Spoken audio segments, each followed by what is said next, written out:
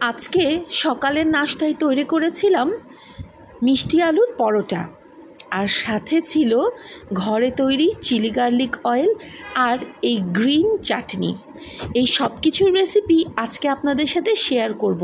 মিষ্টি আলুর পরোটা কিন্তু খেতে দারুণ লাগে, যে কোনো কিছুর সাথে খাওয়া যায়, সালাদের সাথে, টক দইয়ের সাথে, আচারের সাথে, আর এই সবুজ চাটনিটার সাথে তো ভীষণ মজা। মিষ্টি আলুর পরোটা করার জন্য প্রথমে আমি মিষ্টি আলু সেদ্ধ করে নিয়েছি একদম অল্প পানি দিয়ে, এবং তারপর ভালোভাবে ভর্তা করে নিয়েছি। যদি স্টিমে দিয়ে সেদ্ধ করতে পারেন তাহলে আরও ভালো, কারণ আলুর ভেতরে যদি পানি থেকে যায় তাহলে কিন্তু পরোটা ভালো হবে না। পরোটা যখন করব খামির তো তৈরি করতেই হবে।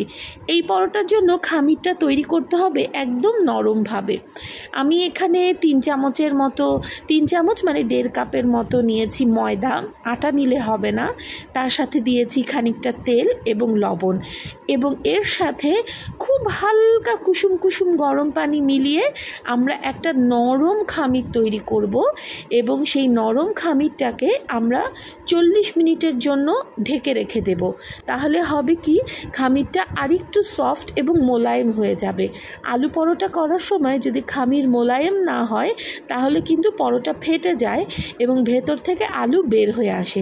দেখুন কি সুন্দর নরম ইলাস্টিকের মতো একটা ডো হয়েছে, একদমই কিন্তু শক্ত ডো হবে না। এটা ঢেকে রাখতে রাখতে চলুন আমরা আমাদের পরোটার জন্য স্টাফিং তৈরি করে নিই। আমি প্যানে নিচ্ছি সরিষার তেল, অতি অবশ্যই সরিষার তেল দিতে হবে। একবার খেলে বুঝবেন যে মিষ্টি আলুর সাথে সরিষার তেলের স্বাদটা কি দারুণ লাগে। চাইলে ঘিও দিতে পারেন, তবে সয়াবিন তেল দেওয়া যাবে না। সরিষার তেলের সাথে পেঁয়াজ, কাঁচামরিচ আর সামান্য 1 চিমটি জিরে দিয়ে একদম লাল লাল করে মিশ্রণটা ভেজে নিতে হবে।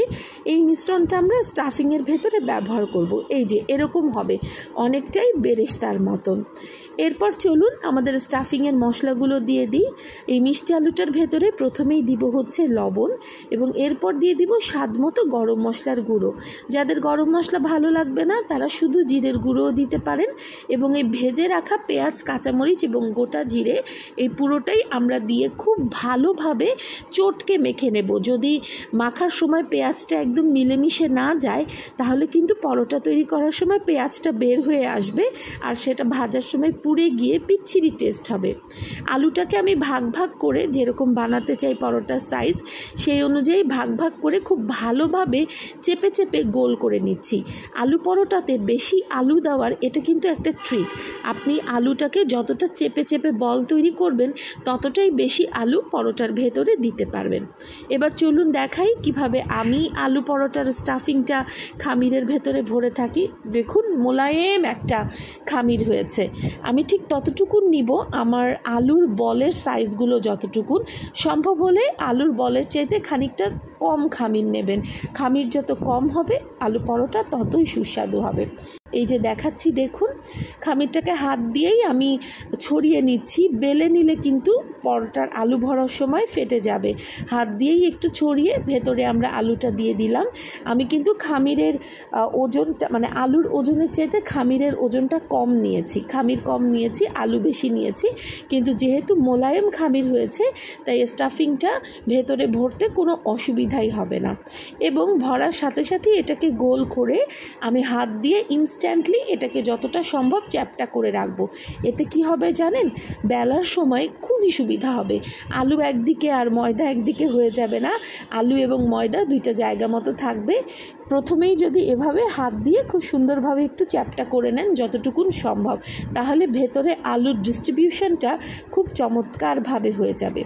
ও হ্যাঁ, বলতে ভুলে গেছি যে এই পরোটার সাথে কিভাবে পরোটা দীর্ঘদিন সংরক্ষণ করতে পারবেন সেটাও দেখিয়ে দিব, এবং সেটা খুবই সহজ। এটা অনেক দিন ফ্রিজে রেখে খাওয়া যাবে, ভাঙবে না, নষ্ট হবে না, বিস্বাদ হয়ে যাবে না। নর্মাল ফ্রিজে 7 দিন রাখতে পারবেন এবং ডিপ ফ্রিজে প্রায় 1 মাস রাখতে পারবেন। দেখুন কি সুন্দর পরোটা হয়েছে। আলু এবং আটা, মানে আলু এবং ময়দা সবই সুন্দর জায়গা মতো আছে।